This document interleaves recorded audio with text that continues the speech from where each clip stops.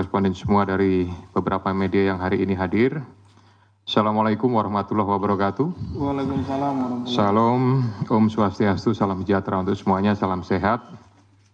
Kesempatan sore ini saya akan menyampaikan penjelasan tentang pengembangan perkara tindak pidana korupsi memberi hadiah atau janji kepada pegawai negeri atau penyelenggara negara, yaitu Wahyu Setiawan selaku anggota Komisi Pemilihan Umum Republik Indonesia periode 2017 sampai dengan tahun 2022 bersama-sama dengan Agustiani Tio F terkait penetapan anggota DPR RI terpilih 2019-2024 yang dilakukan oleh tersangka Harun Masiku bersama-sama dengan Saiful Bahri. Saya yakin semua rekan-rekan sudah tahu karena merupakan perkara lama. Sebelumnya disampaikan bahwa tanggal 8 Januari 2020 KPK telah menetapkan 4 tersangka yaitu Harun Masiku, kemudian Saiful Bahri, Wahyu Setiawan, dan Agustiani. 3 dari 4 ini sudah dilakukan proses dan sekarang sementara sedang menjalani. Kemudian pada saat proses penyidikan terhadap perkara HM dan upaya pencarian DPO HM ini dilakukan secara sangat serius, juga dilakukan tidak mengenal waktu, bahkan banyak melakukan koordinasi dengan berbagai pihak. Penyidik menemukan adanya bukti keterlibatan Saudara HK yang bersangkutan selaku Sekjen PDI Perjuangan dan Saudara DTI selaku orang kepercayaan Saudara HK dalam perkara dimaksud dengan poin-poin penjelasan sebagai berikut. Perbuatan Saudara HK bersama-sama dengan saudara dan kawan-kawan dalam memberikan suap kepada Wahyu Setiawan dan Agustiani. Yang pertama, HK menempatkan HM pada Dapil 1 Sumsel, padahal HM berasal dari Sulawesi Selatan, tepatnya dari Toraja. Kemudian yang kedua, bahwa dalam proses pemilihan legislatif tahun 2019, ternyata HM hanya mendapatkan suara sebanyak 5.878. Sedangkan caleg atas nama Rizky Aprilia mendapatkan suara sebanyak 44.402. Kemudian seharusnya memperoleh suara dari saudara Nasaruddin Kemas, ini almarhum pada saat itu meninggal. Ini adalah saudari Rizky Aprilia, ya, karena aturan seperti itu saat itu. Namun ada upaya-upaya dari saudara HK untuk berusaha memenangkan HM melalui beberapa upaya-upaya. Antara lain, saudara HK mengajukan judicial review kepada Mahkamah Agung, kemudian menandatangani surat yang bernomor 2576 tertanggal 5 Agustus 2019 perihal permohonan pelaksanaan putusan judicial review. Keempat, setelah ada putusan dari MA, KPU tidak mau melaksanakan putusan tersebut. Oleh sebab itu, saudara HK meminta fatwa kepada MA. Selain upaya-upaya tersebut, saudara HK secara paralel mengupayakan agar saudari Rizky mau mengundurkan diri untuk diganti dengan saudara HM. Namun upaya tersebut ditolak oleh saudari Rizky Aprilia. Saudara HK juga pernah memerintahkan Saiful Bahri untuk menemui Rizky Aprilia di Singapura dan meminta mundur. Namun hal tersebut juga ditolak oleh saudari Rizky Aprilia. Bahkan surat undangan pelantikan sebagai anggota DPR RI atas nama Rizky Aprilia ditahan oleh saudara HK dan meminta saudari Rizky untuk mundur setelah pelantikan. Oleh karenanya, upaya-upaya tersebut belum berhasil, maka saudara HK bekerja sama dengan Saudara Harun Masiku, kemudian Saudara Saiful Bahri dan Saudara Hati DTI melakukan upaya penyuapan kepada Wahyu Setiawan dan Agustinus Tio, di mana diketahui Wahyu merupakan kader dari partai yang menjadi komisioner di KPU. Bahkan pada tanggal 31 Agustus 2019, Saudara HK menemui Wahyu Setiawan untuk dan meminta memenuhi 2 usulan yang diajukan oleh Saudara HK, yaitu yang pertama adalah Maria Lestari, Dapil 1 Kalbar, dan Harun Masiku, Dapil 1 Sumsel. Ini yang berhasil hanya untuk yang Kalbar saja. Kemudian dari proses pengembangan penyidikan ditemukan bukti petunjuk bahwa sebagian uang yang digunakan untuk menyuap berasal dari Saudara HK. Bahwa dalam proses perencanaan sampai dengan penyerahan uang tersebut, Saudara HK mengatur dan mengendalikan Saudara Saiful Bahri dan Saudara DTI dalam memberikan suap kepada Komisioner KPU Wahyu Setiawan. Saudara HK mengatur dan mengendalikan Saudara DTI untuk menyusun kajian hukum pelaksanaan putusan MA dan surat permohonan pelaksanaan permohonan fatwa MA kepada KPU. Saudara HK mengatur dan mengendalikan Saudara DTI untuk melobi anggota KPU agar dapat menetapkan HM sebagai anggota DPR RI terpilih dari Dapil 1 Sumsel.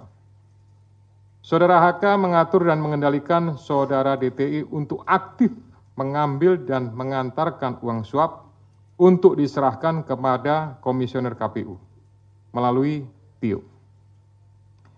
Kemudian Saudara HK bersama-sama dengan HM, kemudian Saiful Bahri dan DTI melakukan penyuapan terhadap Wahyu Setiawan, jumlahnya sama dengan penjelasan pada penanganan kasus sebelumnya.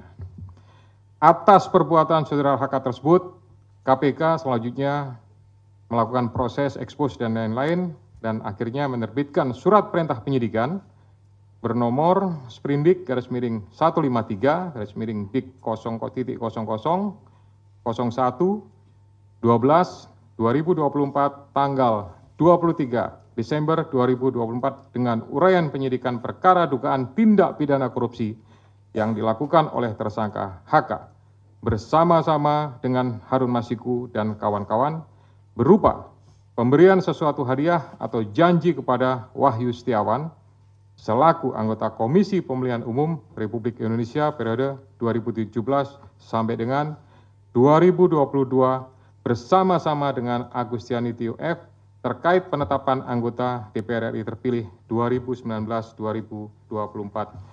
Sebagaimana dimaksud pasal 5 ayat 1 huruf A atau pasal 5 ayat 1 huruf B atau pasal 13 Undang-Undang Nomor 31 Tahun 1999 tentang pemberantasan tindak pidana korupsi sebagaimana telah diubah dengan Undang-Undang Nomor 20 Tahun 2001 tentang perubahan atas Undang-Undang Nomor 31 Tahun 1999 tentang pemberantasan tindak pidana korupsi junto pasal 55 ayat 1 ke 1 KUH pidana. Atas perbuatan Saudara DTI tersebut, KPK mengeluarkan surat perintah penyidikan nomor Sprindik 154 Dik 0001 12/2024 tanggal 23 Desember 2024 dengan uraian sebagai berikut.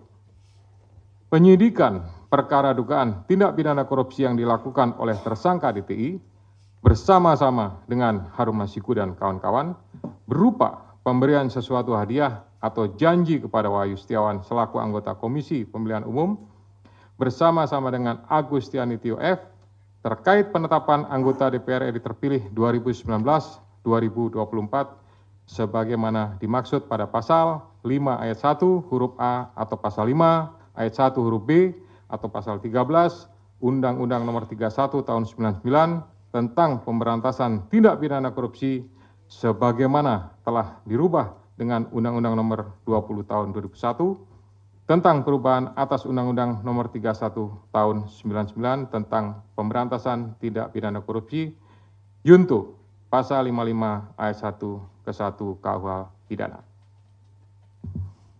Selain perbuatan tersebut di atas, Saudara HK diketahui dan diduga melakukan perbuatan tindak pidana lain sebagai berikut. Bahwa pada tanggal 8 Januari 2020 pada saat proses tangkap tangan oleh KPK, Saudara HK memerintahkan salah satu pegawainya di Jalan Sultan Syahrir yang biasa digunakan sebagai kantor untuk menelpon kepada HM dan memerintahkan supaya merendam HP dalam air dan segera melarikan diri. Bahwa pada tanggal 6 Juni 2024, sebelum Saudara HK diperiksa sebagai saksi oleh KPK, Saudara HK memerintahkan kepada salah satu pegawainya untuk menenggelamkan HP yang dalam penguasaan pegawai tersebut agar tidak ditemukan oleh KPK.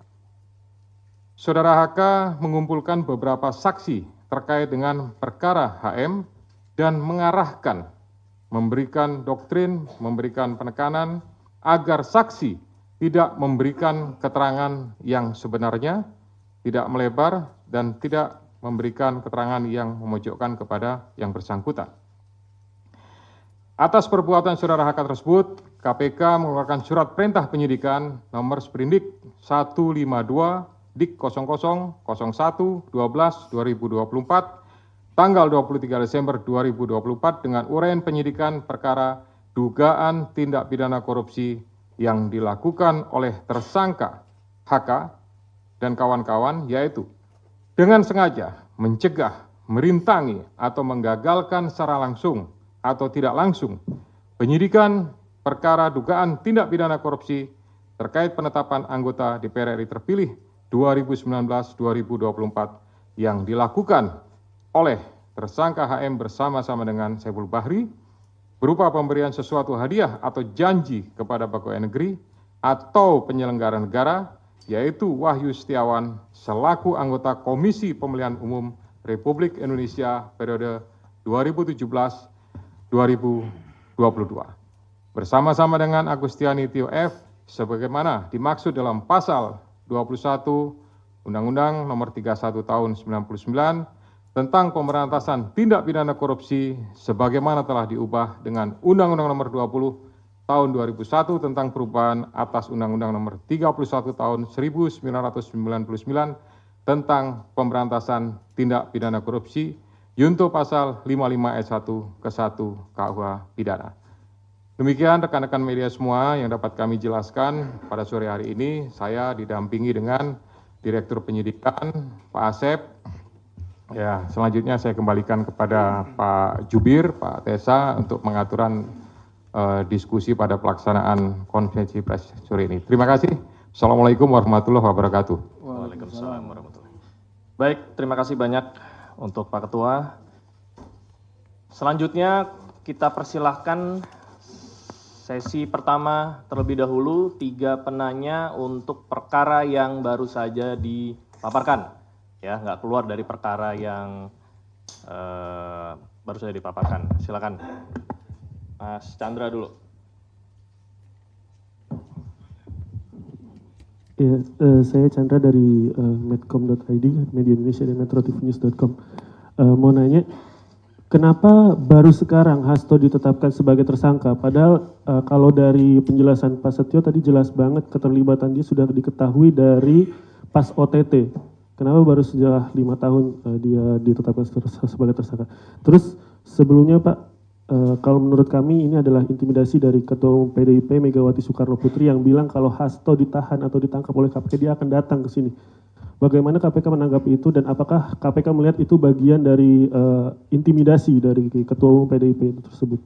Terus yang ketiga, kalau dari penjelasan Pak Setio tadi berarti sudah sangat rinci keterlibatan Hasto.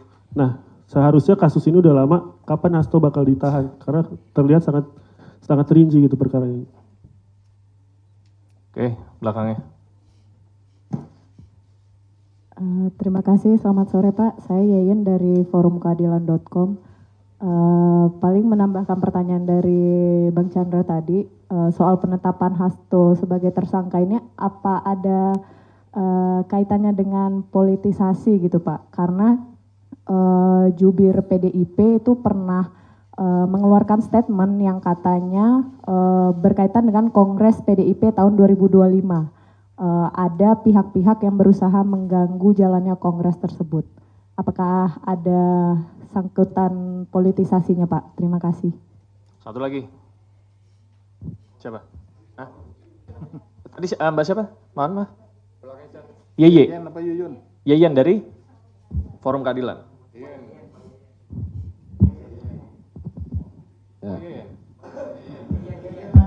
Oke, lanjut. Selamat sore Pak Setio, Pak Asep, Mas Tessa. Perkenalkan saya Rian Pak, CNN Indonesia. Mau bertanya soal pertama, uang suap tadi kan disampaikan sebagian itu totalnya berapa dari Pak HK itu. Yang kedua, ini kan dalam jangka waktu yang lama dan ada apa ya namanya drama-dramatisasi lah pelarian Harun yang balik ke Indonesia, Singapura. Apakah akan menjerat juga dari pihak kementerian lah Pak, karena waktu itu kan kader PDIP juga dalam OJ, Obstruction of Justice. Yang ketiga, dalam menindaklanjuti sprindik baru ini, apakah KPK sudah berkirim surat ke imigrasi mengenai pencegahan keluar negeri terhadap HK dan DTI ya, dari Doni Tri Istiqomah. Dan keempat Pak, di luar kasus ini kan baru lagi Pak, saya menemukan pengumuman tersangka ini langsung gitu Pak. Pas dia mungkin mengalami ya. Apakah ada perubahan metode lagi Pak? Terima kasih. Oke, kita tutup dulu ya. Silakan. Ya, baik. Pertama, kenapa baru sekarang? Ya. Jadi kalau rekan-rekan melihat, gitu, kasus ini kan sejak 2019 sudah ditangani, gitu. Tapi kemudian baru sekarang. Ini karena kecukupan alat buktinya, gitu. Tadi sebagaimana sudah saya jelaskan di awal, penyidik lebih yakin, gitu. Kemudian setelah pada tahap proses pencarian PPO Harun Masiku, gitu, ada kegiatan pemanggilan, kemudian ada kegiatan pemeriksaan, ada kegiatan penyitaan terhadap barang bukti elektronik. Nah, disitulah kemudian kita mendapatkan banyak bukti dan petunjuk yang kemudian menguatkan keyakinan penyidik untuk melakukan tindakan, untuk mengambil keputusan, ya tentu melalui proses tahapan-tahapan sebagaimana yang sudah diatur di Kedeputian Penindakan, baru kemudian diputuskanlah ya terbit surat perintah penyidikan, gitu. Jadi sebetulnya alasan pertimbangan itu. Kemudian sampaikan masalah intimidasi, ya kami murni melakukan proses penegakan hukum saja, gitu ya. Saya yakin Kedeputian Penindakan sudah melakukan ini dan ini juga menurut saya bagian daripada isi dari memori serah terima yang kami terima dari pejabat lama. Jadi sebenarnya kami juga tinggal melanjutkan saja lah, kira-kira seperti itu. Terakhir tadi Mas Janet sampaikan penjelasan sudah sangat rinci, kemudian kapan ditahan, tentu itu nanti Pak Asep yang akan menentukan. Pimpinan juga tidak punya kewenangan untuk melakukan intervensi kepada penyidik, karena penyidik adalah independen, gitu. Silahkan nanti Pak Asep kalau mau tambahkan terkait masalah kapan ditahan, tapi pastinya ya kita melakukan proses itu sesuai dengan ketentuan yang ada. Kemudian tadi Mbak En sampaikan apakah penetapan ini ada politisasi, ini sama jawabannya murni penegakan hukum, gitu. Kemudian di Kongres ada pihak-pihak yang akan mengganggu. Selama ini ya kami pimpinan sama sekali tidak ada informasi, masukan dan lain-lain terkait masalah Kongres apa segala macam.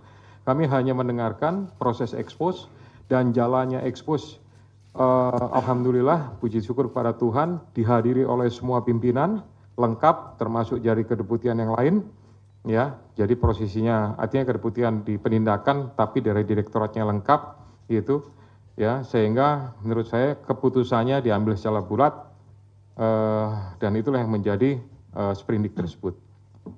Kemudian uang suap sebagian dari HK, ya itu dari hasil yang sudah kami dapatkan saat ini, tapi itu nanti akan menjadi bagian inti daripada materi pemeriksaan yang akan dilakukan oleh para penyidik.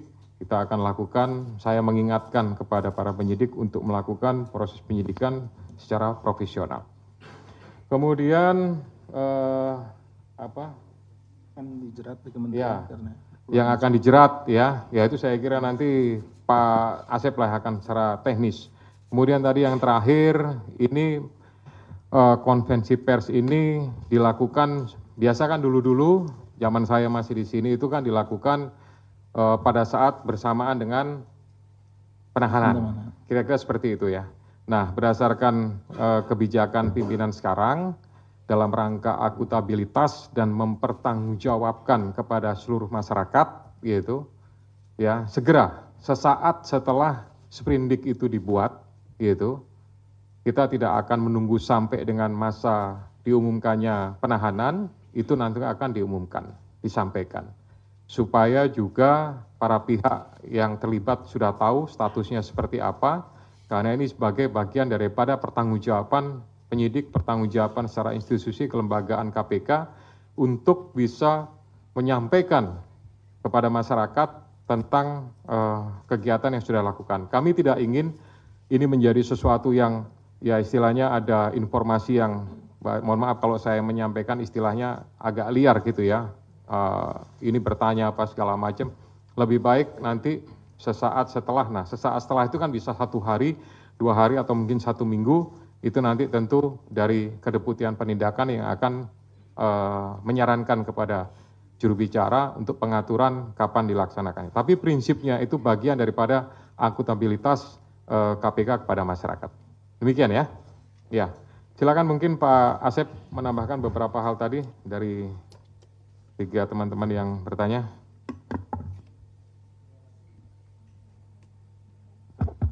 Terima kasih Bapak Ketua. Yang saya hormati Pak Ketua, Pak Jubir dan rekan-rekan sekalian yang berbahagia, para jurnalis.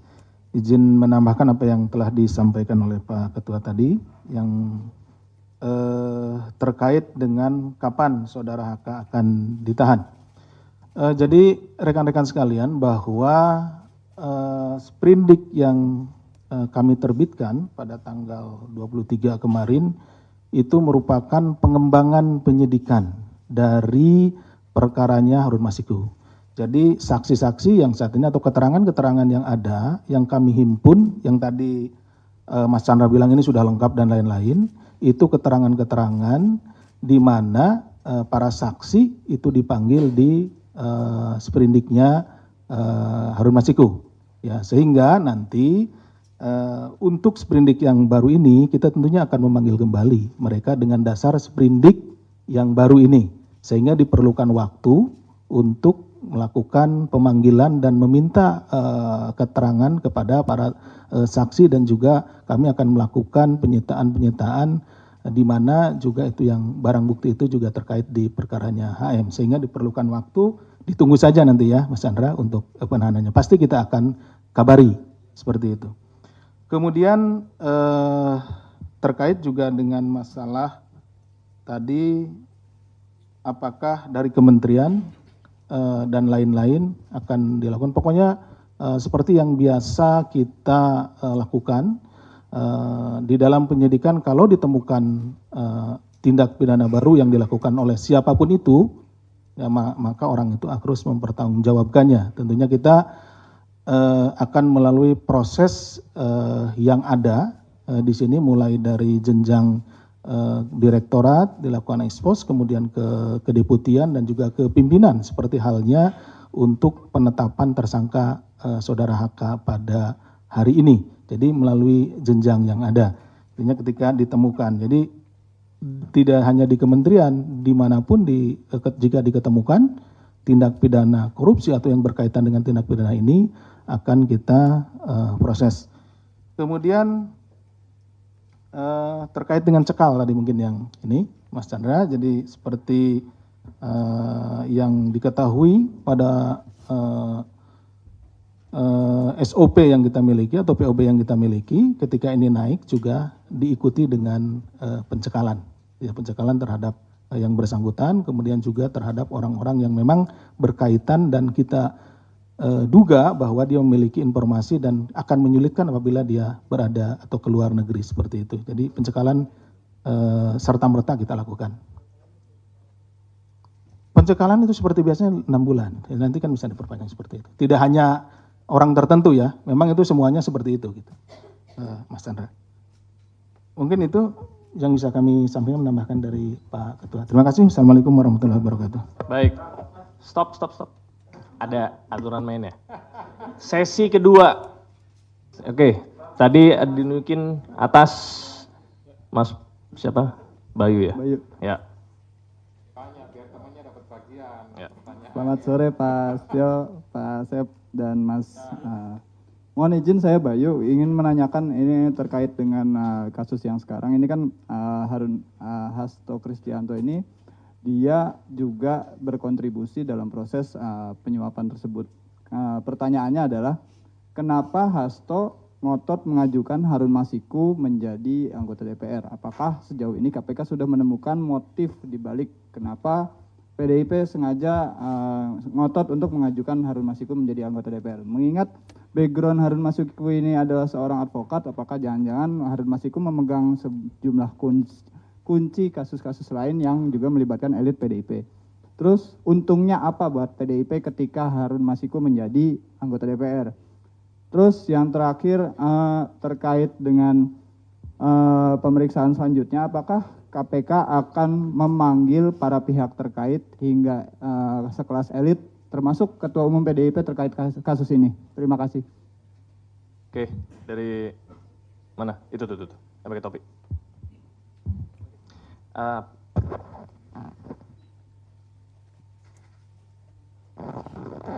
Izin Pak Ketua, Mas Tesa. Tadi kan kalau nggak salah sempat disebutkan. Siapa dari mana? Oh iya, Fadil dari Detikom. Tadi kalau nggak salah sempat disebutkan bahwa HK ini sempat mengetahui soal OTT. Apakah si HK ini, apakah OTT ini sempat bocor sampai kemudian si HK ini mengetahui adanya OTT tersebut. Kemudian yang kedua, ini kan Harun udah lama banget ya Mas kabur gitu. Nah ini ada peran dari HK juga nggak sih untuk mengatur kepergian Harun ini? Itu aja sih Mas, makasih. Harun, satu lagi. Ya, selamat sore Terserah. Pak Ketua, Mas Tesa, Pak Asep. Saya Fana dari Investor Trust. Satu pertanyaan aja, ini kan tadi perintahan penyidikannya OJ-nya disebutkan ketika OTT terjadi. Setelah OTT terjadi. Nah, sementara Harun Masiku diketahui kan sudah buron selama 5 tahun. Apakah juga Hasto ikut terlibat dalam menghilangnya Harun Masiku selama ini gitu? Terima kasih. Sama ya sama yang ini ya, bersama. Oke, 3 dulu ya, silakan. Ya baik, Mas Bayu terima kasih pertanyaannya luar biasa. Tapi mohon maaf nih, itu sudah masuk materi pemeriksaan gitu ya. Jadi ya nanti akan didalami meskipun penyidik sudah memiliki informasi tentang itu, tapi karena sekali lagi itu sudah materi dalam penyidikan, mungkin ya kami mohon maaf tidak menyampaikan tentang hal-hal tersebut ya. Kemudian untuk panggilan-panggilan yang lain, ya tentunya nanti penyidik sesuai dengan kebutuhan gitu ya.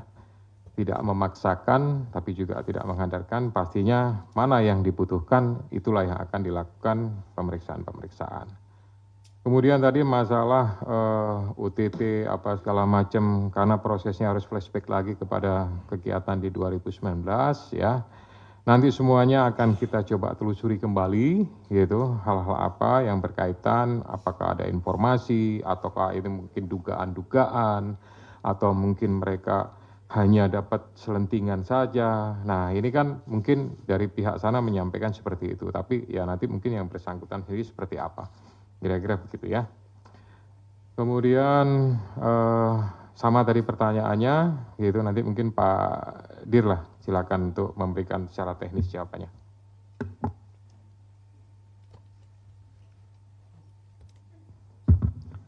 Terima kasih Pak Ketua. Mohon izin menambahkan Bapak. terkait tadi mungkin yang juga pemanggilan nanti rekan-rekan bisa monitor karena setiap hari biasa kita umumkan siapa yang akan dipanggil. Nah, rekan-rekan bisa monitor di situ ya. Kemudian juga terkait dengan masalah kebocoran OTT dan juga keterlibatan saudara HK dengan kaburnya saudara HM dan lain-lain, itu sedang kita dalami tentunya ya, rekan-rekan. Jadi nanti tadi makanya ada pasal kan ada dua, kalau rekan-rekan menyimak itu ada dua sprindik ya untuk saudara HK. Salah satunya adalah pasal 21-nya, nanti bisa dilihat karena ini kan juga rekan-rekan dapat nanti. Nah di situ ada pasal 21-nya. Nah tentunya di sini yang akan menjadi materi di situ ya. Tadi terkait dengan yang rekan-rekan apakah ini udah lama, apakah ada keterlibatan dan lain-lainnya, kita akan mendalami di situ ya. Itu mungkin yang bisa kami tambahkan. Terima kasih. Baik, ada lagi? Belakang.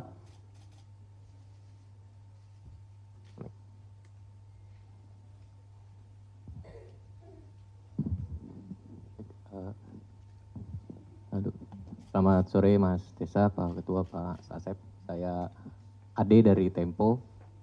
Mau menegaskan aja untuk perkara OOJ-nya HK ini, berapa tersangka yang ditetapkan oleh KPK. Karena kan kita tahu bahwa kemarin-kemarin juga tim hukumnya PDIP melakukan perlawanan lah ya, melaporkan ke Dewas, terus menggugat ke pra-peradilan dan segala macam gitu. Apakah itu juga menjadi bagian dari upaya perintangan penyidikan yang dilakukan terhadap HK gitu? Apakah memang KPK melihat ke arah situnya gitu?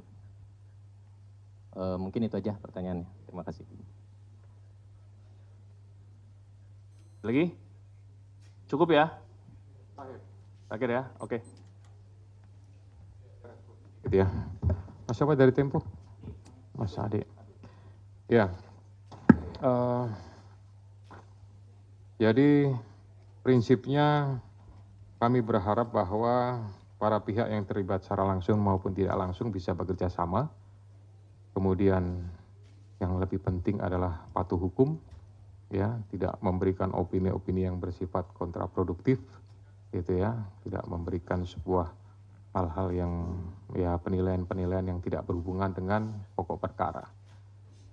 Ya, para pihak tentunya memiliki hak ya sesuai dengan pasal-pasal yang diatur dalam KUHP. Kalau memang itu silahkan digunakan, tapi prinsipnya segala sesuatunya kami melaksanakan proses penegakan hukum ya secara murni, secara profesional.